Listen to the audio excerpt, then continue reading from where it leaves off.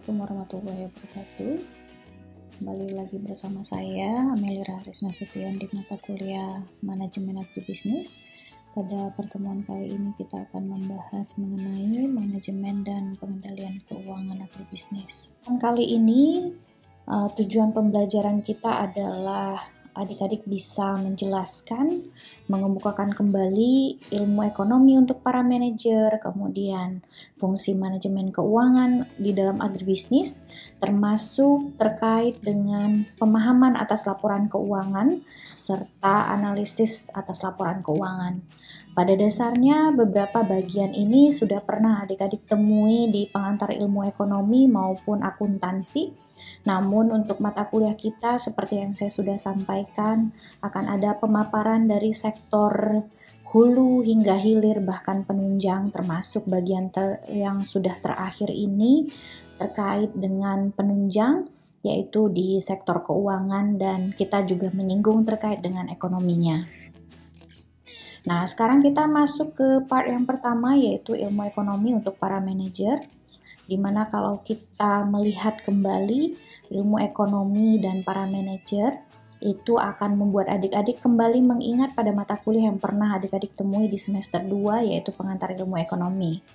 Nah, sebagai gambaran di sini disampaikan bahwa para manajer agribisnis itu seharusnya semakin memahami dunia ekonomi di mana mereka beroperasi, di mana pada dasarnya manajer agribisnis harus bisa memahami prinsip ekonomi yang tidak hanya nanti berguna di masa depan terkait dengan meramalkan kecenderungan bisnis, tetapi juga berfungsi sebagai dasar untuk mengambil banyak keputusan manajemen. Karena pada dasarnya ketika adik-adik masuk ke dunia bisnis, khususnya untuk bisnis agribisnis atau untuk bisnis pertanian, khususnya prodi kita agribisnis hortikultura, adik-adik bisa menggunakan pertimbangan ekonomikal untuk menentukan apa yang akan adik-adik lakukan, misalnya memprediksi apa yang akan terjadi di masa depan dengan memanfaatkan data yang ada, atau memprediksi penjualan, ataupun nanti memprediksi harga dan sebagainya macamnya. Kemudian masalah pokok perekonomian ini juga sudah sempat saya paparkan di mata kuliah kita di pengantar ilmu ekonomi, yaitu adanya scarcity atau kelangkaan, di mana akan ada bertemu antara ketidakseimbangan antara kebutuhan masyarakat berupa barang atau jasa yang tidak terbatas versus dengan faktor produksi yang tersedia untuk produksi barang atau jasa yang terbatas. Jadi adik-adik ingin banyak, tapi faktor produksi tidak mampu memenuhi semua kebutuhan dan keinginan tersebut. Sehingga harus mempertimbangkan berbagai macam pilihan atau alternatif, di mana bisa mengedepankan kebutuhan atau bisa juga mengedepankan biaya yang harus dipertimbangkan. Oleh karenanya, adik-adik, scarcity atau kelangkaan yang diakibatkan oleh ketidakseimbangan kebutuhan masyarakat berupa barang atau jasa yang tak terbatas, sedangkan kita punya faktor produksi yang terbatas, itu merupakan masalah pokok perekonomian yang selalu kita bahas ketika kita menyinggung terkait dengan ekonomi. Nah, prinsip ekonomi dalam agribisnis adalah seorang pelaku bisnis agribisnis itu berada pada lingkungan ekonomi yang mempengaruhi kinerja dan kebijakannya. Satu hal yang tidak dapat dipengaruhi adalah bagaimana sistem perekonomian dikelola oleh pemerintah. Makanya, pengaturan ini meliputi hak dan kewajiban antar pelaku ekonomi dengan pemerintah. Adik-adik, ketika kita lainkan antara mata kuliah manajemen agribisnis, kemudian nanti kita lainkan dengan mata kuliah ekonomi, kemudian kita lainkan dengan analisis dan kebijakan. Terkait dengan kebijakan pemerintah itu berada pada sektor eksternal, di mana hal tersebut tidak mampu dipegang oleh internal atau perusahaan, karena itu tergantung dengan keputusan pemerintah, bagaimana pemerintah menetapkan terkait dengan sistem perekonomian yang dikelola. Kembali lagi saya mention, jangan lupa bahwa kita pasti akan bersinggungan dengan kebijakan ekonomi yang terkait dengan kebijakan fiskal maupun kebijakan moneter yang ada di makroekonomi. Pasti itu akan saling berkaitan kembali. Nah, orientasi pasar dan keuntungan. Di dalam perekonomian yang berorientasi pasar, itu merupakan kegiatan perekonomian yang didasarkan kepada indikasi yang terjadi di pasar, di mana indikasi utamanya tentu saja terkait dengan harga. Makanya kalau saya sering menyinggung di kelas adik-adik, harga itu adalah bagian terpenting termasuk dalam kegiatan perekonomian. Termasuk juga ketika adik-adik sudah mulai untuk menulis tugas akhir, latar belakang, pasti harga itu sangat berkaitan, pasti harga itu sangat bersinggungan. Bukan hanya terkait dengan produksi, bukan hanya terkait dengan harga bahan baku saja, namun harga untuk produk itu juga sangat terkait. Nah, makanya di sini dicontohkan, misalnya ketika price dari udang meningkat karena adanya permintaan, maka perlahan-lahan akan ada kelangkaan. Maka ketika hal tersebut terjadi, investor akan berupaya untuk melihat kelangkaan tersebut sebagai sebuah peluang, di mana dia akan nanti melakukan upaya untuk meningkatkan penawaran melalui peningkatan investasi, sehingga pada akhirnya nanti kuantiti udang itu bisa meningkat. Namun kalau kita sudah bersinggungan lagi dengan ekonomi, perlahan-lahan harga akan kembali normal, kemudian nanti perlahan-lahan price dari udang tersebut akan turun. Dan ini berlaku hampir kepada semua produk, kecuali mungkin adik-adik bisa lihat produk yang inelastis atau insensitif ya adik-adik, atau lebih cocok kita sebutnya inelastis, di mana yang tidak terpengaruh. Biasanya harga bahan pokok itu tidak terpengaruh ya adik-adik. Nah, tapi untuk barang-barang yang elastis biasanya dia akan sangat bersinggungan dengan elastisitas harga, besar atau tinggi atau rendahnya harga tersebut. Kemudian orientasi pasar dan keuntungan, salah satu penggerak kegiatan perekonomian karena adanya perolehan keuntungan para pelaku bisnis, di mana keuntungan kemudian menjadi fokus untuk memutuskan apakah suatu investasi tersebut akan dilakukan atau tidak, di mana berbagai alasan itu mengakibatkan munculnya keuntungan, di mana keuntungan itu bisa muncul sebagai hadiah dari keberanian seorang pengusaha untuk menanggung resiko. Kemudian keuntungan juga bisa muncul karena adanya hak mengendalikan sumber daya yang langka, atau karena adanya hak monopoli dari suatu perusahaan. Dan keuntungan juga bisa muncul karena adanya penguasaan terhadap informasi di mana pihak lain tidak memilikinya. Nah, untuk produk pertanian itu biasanya kalau terkait dengan bagian 3, yaitu keuntungan dapat juga muncul karena adanya penguasaan terhadap informasi, itu sering terjadi apalagi kalau seandainya adik-adik melihat tata niaga produk pertanian, di mana informasi kadang membuat tidak semua saluran pemasaran memiliki keuntungan dalam menetapkan harga, karena memang biasanya seperti yang sudah adik-adik lakukan ketika turun lapang, untuk harga itu biasanya ditentukan oleh pasar di atasnya gitu ya, atau pasar acuan.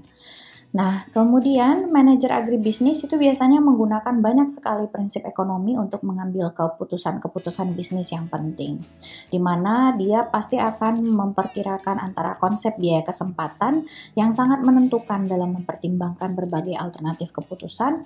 Kemudian dia juga mempertimbangkan konsep biaya marginal yang menghasilkan tingkat produksi yang paling menguntungkan, serta penerapan prinsip permintaan dan penawaran terhadap pertanian yang merupakan dasar untuk sebagian besar rencana agribisnis. Nah, konsep dasar ilmu ekonomi itu pasti tidak jauh dari hal ini, yaitu terkait dengan laba dan biaya opportunity, di mana laba itu ditentukan dengan menggunakan alternatif sumber daya yang ada pada perusahaan, sedangkan opportunity cost itu berkaitan dengan penghasilan yang tidak diterima karena alternatif terbaik berikutnya atau kedua terbaik tidak diterapkan dalam penggunaan sumber daya.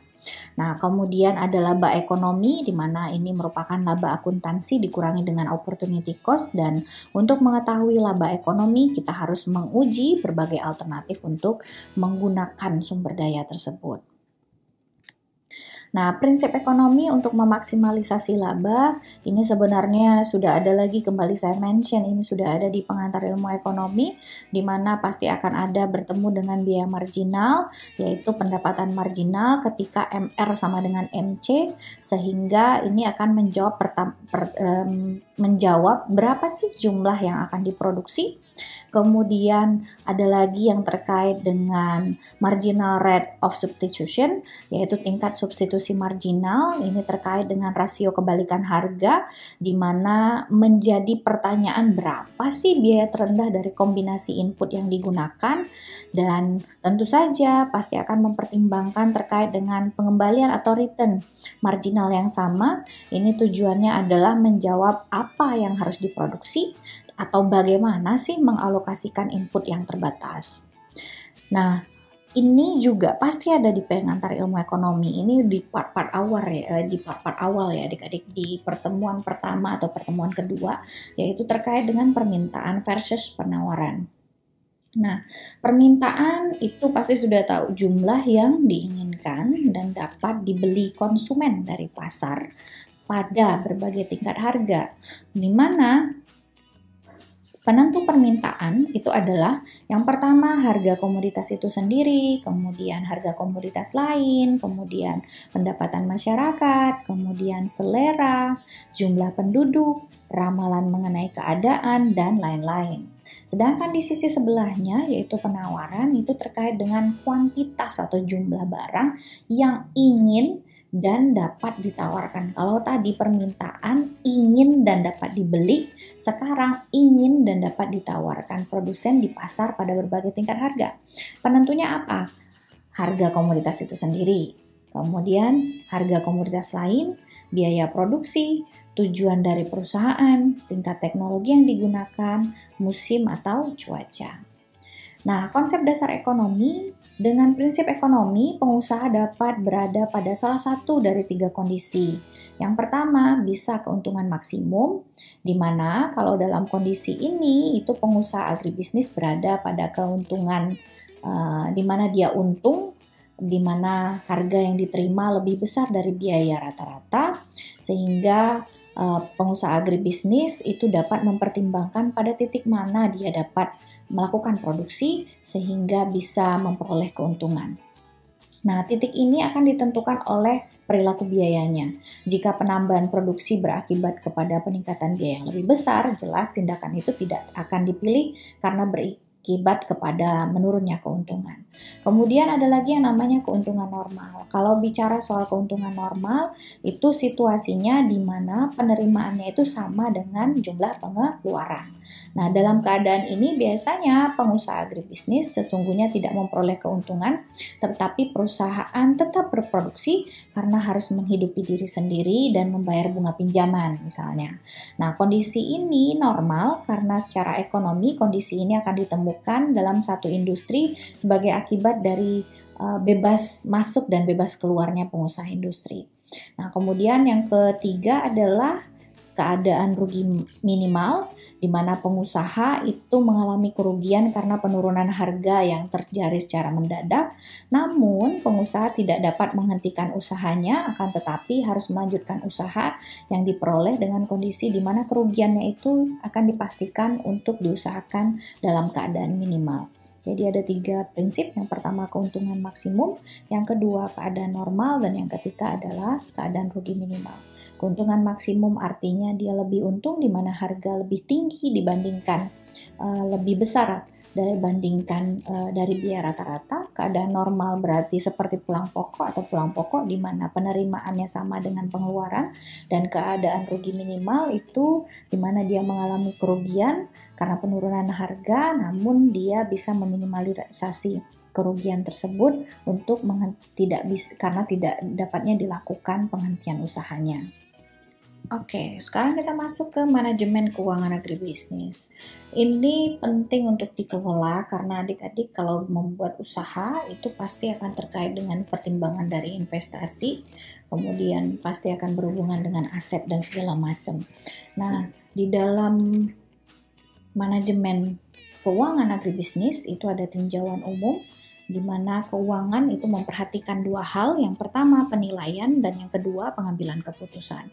Di dalam akuntansi keuangan itu akan ada laporan keuangan, baik itu neraca, rugi, laba, atau laporan arus kas. Kemudian secara perbedaan, akuntansi itu memiliki wawasan historis, sedangkan manajemen keuangan fokusnya pada pembuatan keputusan. Nah, 3 bidang keuangan. Yang pertama, keuangan perusahaan atau corporate finance. Ini bidang keuangan yang berhubungan dengan operasi suatu perusahaan dari sudut pandang perusahaan tersebut, di mana nanti akan ada yang sisi aktiva, yaitu keputusan investasi, dan sisi pasiva atau liabilities. Ini terkait dengan keputusan pendanaan. Yang kedua itu terkait dengan investasi. Ini adalah bidang keuangan yang juga berhubungan dengan keputusan pendanaan perusahaan, dilihat dari sudut pandang pemberi modal.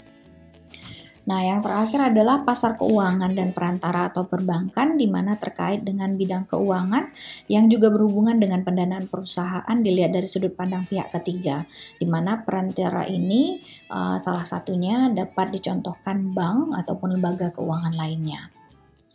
Nah, manajemen keuangan itu terkait dengan semua aktivitas perusahaan yang berhubungan dengan usaha mendapatkan dana dengan biaya yang murah, serta usaha untuk menggunakan dan mengalokasikan dana tersebut secara efisien. Nah, manajemen keuangan itu juga membahas tentang investasi, pembelanjaan, pengelolaan aset dengan beberapa tujuan yang telah ditetapkan. Nah, berkaitan dengan agribisnis, manajemen keuangan itu biasanya dikhususkan untuk perusahaan yang menghasilkan produk agribisnis serta usaha tani di lapangan dengan mengalokasikan dananya secara efektif dan efisien. Nah, laporan keuangan itu terkait dengan hasil akhir dari proses akuntansi yang meliputi 2 laporan, yaitu neraca dan laporan laba rugi. Nah, laporan keuangan itu disusun untuk menyediakan informasi keuangan bagi perusahaan atau kepada pihak-pihak yang lainnya yang berkepentingan sebagai bahan pertimbangan dalam mengambil keputusan. Nah, pemahaman atas laporan keuangan, laba itu merupakan pusat perhatian pada setiap bisnis, di mana ini dapat dipengaruhi oleh berbagai banyak faktor yang kemudian bisa nantinya tercermin dalam laporan keuangan. Dan para manajer agribisnis itu berpedoman pada laporan keuangan dasar, gunanya untuk menginterpretasikan cara kerja bisnis dan memberi petunjuk tentang arah yang harus ditempuh. Nah, pemahaman atas laporan keuangan, di mana semua laporan keuangan itu didasarkan pada sistem pencatatan yang sistematik seperti pencatatan yang jelas, di mana nanti akan ada transaksi harian yang diiktisarkan dalam bentuk neraca, yang neraca ini menunjukkan apa yang dimiliki oleh bisnis tersebut, apa yang terhutang, kemudian penanaman modal apa yang dilakukan pemilik dalam bisnis, dan juga nanti menunjukkan sumber dan keadaan keuangan bisnis pada waktu tertentu. Sedangkan perhitungan laba rugi itu terkait dengan ikhtisar dari hasil operasi untuk suatu periode tertentu dan dianggap sebagai gambaran hidup yang merinci kegiatan bisnis yang berlangsung dalam suatu periode tertentu. Dan laporan keuangan lainnya yang juga diberikan untuk pemilik, manajer, dan organisasi lainnya. Nah, ini contoh neraca. Ada yang bagian aktiva, ada bagian pasiva atau kewajiban, di mana aktiva lancar, ada juga aktiva tetap, termasuk juga kewajiban lancar, gitu ya. Nah, seharusnya aktiva dan pasiva itu posisinya harus sama dengan jumlah yang sama. Nah, neraca itu diartikan, kalau sudah ada contoh di samping, ini pengertiannya, itu adalah ikhtisar dari semua hak milik dan hutang usaha, serta penanaman modal yang telah dilakukan oleh pemilik dalam bisnis. Sedangkan aktiva adalah segala sesuatu yang bernilai yang dimiliki bisnis, dan aktiva itu ada 2, aktiva lancar, ini terkait dengan uang kas atau tunai yang benar-benar ada, atau aktiva yang dapat dikonversi menjadi uang tunai selama satu siklus operasi, Kemudian ini terdiri dari kas, dana yang tersedia untuk digunakan atau piutang usaha, berupa jumlah tagihan perusahaan yang berasal dari hasil penjualan pihak lain, kemudian persediaan barang yang disimpan untuk dijual atau digunakan dalam proses produksi barang. Kemudian ada lagi beban yang dibayar di muka atau prepaid rent, kemudian aktiva lancar lainnya. Kemudian kewajiban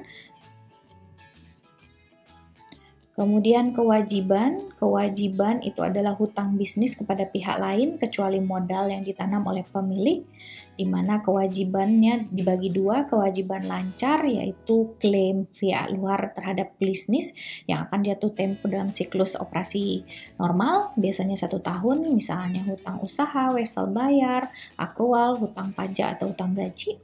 Kemudian kewajiban jangka pendek itu adalah klaim pihak luar terhadap bisnis yang tidak akan jatuh tempo dalam 1 tahun, seperti hutang dalam bentuk obligasi. Nah, kemudian ada lagi kekayaan bersih, yaitu terkait dengan klaim pemilik terhadap aktiva usaha. Nah, ini untuk contoh perhitungan laba rugi, di mana dia mengikhtisarkan pendapatan untuk suatu periode tertentu dan kemudian membandingkannya secara hati-hati dengan beban atau ongkos-ongkos yang terjadi sehubungan dengan usaha untuk memperoleh pendapatan tersebut. Dan laporan laba rugi itu pasti akan ada di dalamnya terkait dengan penjualan yang menunjukkan nilai produk jasa yang dinyatakan dengan nilai uang dalam periode laba tertentu. Kemudian ada HPP, ini jumlah biaya yang dikeluarkan di agribisnis untuk barang yang benar-benar terjual dalam periode tertentu. Kemudian ada margin kotor, itu adalah perbedaan dari jumlah penjualan dan harga pokok. Kemudian ada beban operasi, adalah biaya yang dikaitkan dengan transaksi penjualan dalam periode tertentu. Kemudian laba operasi bersih adalah jumlah yang tersisa apabila beban operasi dikurangi dengan margin kotor. Nah, para manajer agribisnis itu harus terbiasa dengan seluk-beluk laporan keuangan karena terkait dengan banyaknya keputusan manajemen. Selanjutnya kita bicara soal kinerja perusahaan. Ini terkait dengan likuiditas, di mana likuiditas itu adalah kemampuan perusahaan untuk memenuhi kewajibannya yang segera harus dipenuhi. Ini berhubungan dengan masalah kepercayaan kreditor terhadap perusahaan dalam jangka pendek, dan semakin tinggi likuiditas semakin percaya kreditor dalam jangka pendek. Kemudian ada solvabilitas, ini adalah kemampuan perusahaan untuk memenuhi semua kewajibannya apabila perusahaan dilikuidasi. Dan biasanya permasalahan yang muncul apabila perusahaan agribisnis dilikuidasi atau ditutup itu pasti akan menyangkut dengan kekayaan yang dimiliki oleh perusahaan dan apakah mampu untuk menutupi semua hutangnya. Nah, untuk menutup semua hutangnya, perusahaan harus menjamin dengan semua kekayaan atau aktivanya. Dan yang terakhir adalah rentabilitas, yaitu terkait dengan kemampuan perusahaan dalam menghasilkan keuntungan dengan semua modal yang bekerja di dalamnya, di mana semua modal yang bekerja dalam perusahaan adalah modal sendiri atau modal asing. Nah, fungsi manajemen keuangan agribisnis yang pertama tentu saja terkait dengan keputusan investasi agribisnis. Dia atau seorang manajer harus tahu, harus mengerti, harus bisa mengambil keputusan investasi, bagaimana dia mengalokasikan dana dalam bentuk investasi yang mendatangkan keuntungan di masa depan.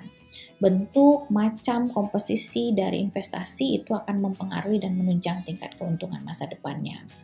Kemudian keputusan pendanaan agribisnis, di mana ini terkait dengan kebijakan struktur modal, di mana pada keputusan tersebut manajer dituntut untuk mempertimbangkan dan tentu saja menganalisa kombinasi sumber dana yang ekonomis bagi perusahaan untuk membantu proses usaha atau operasionalnya dalam memenuhi kebutuhan investasi ataupun membelanjakan untuk kebutuhan investasi usahanya. Dan yang terakhir itu terkait dengan keputusan dividen agribisnis. Kalau menurut Sutrisno ini terkait dengan keputusan manajemen keuangan untuk menentukan berapa sih persentase share profit yang diberikan kepada pemegang saham dalam bentuk entah itu cash, entah itu stabilitas dividen yang dibagikan, entah itu dividen saham, entah itu pemecahan saham, serta penarikan kembali saham yang beredar, dan semua ditunjuk untuk menentukan kemakmuran pemegang saham. Selanjutnya kita masuk ke analisis keuangan agribisnis, di mana adik-adik akan bertemu dengan break-even point atau BEP. Ini merupakan kondisi di mana perusahaan itu tidak memperoleh keuntungan, namun dia juga tidak memperoleh kerugian. Jadi ini bisa dilihat bahwa penghasilan yang diterima itu sama dengan biaya yang dikeluarkan. Kemudian ada lagi yang namanya leverage. Ini penggunaan aktiva atau sumber dana, di mana untuk menggunakan sumber dana tersebut perusahaan harus menanggung biaya tetap atau beban tetap. Kemudian ada lagi yang rasio keuangan agribisnis. Ada beberapa rasio. Yang pertama rasio aktivitas. Ini mengukur besarnya fluktuasi atau aktivitas perusahaan agribisnis dalam memanfaatkan sumber dananya. Kemudian rasio likuiditas, sama seperti tadi adik-adik, kemampuan perusahaan agribisnis membayar kewajiban jangka pendek. Kemudian rasio keuntungan, ini mengukur seberapa besar tingkat keuntungan yang diperoleh oleh perusahaan agribisnis. Kemudian rasio leverage, ini seberapa besar dana perusahaan agribisnis yang dibelanjai dengan hutang. Kemudian rasio penilaian, ini mengukur kemampuan perusahaan untuk menciptakan nilai pada masyarakat atau pada pemegang saham. Sekian saja, saya ucapkan terima kasih. Selamat pagi, siang, sore, atau malam, tergantung dengan adik-adik yang menonton video ini.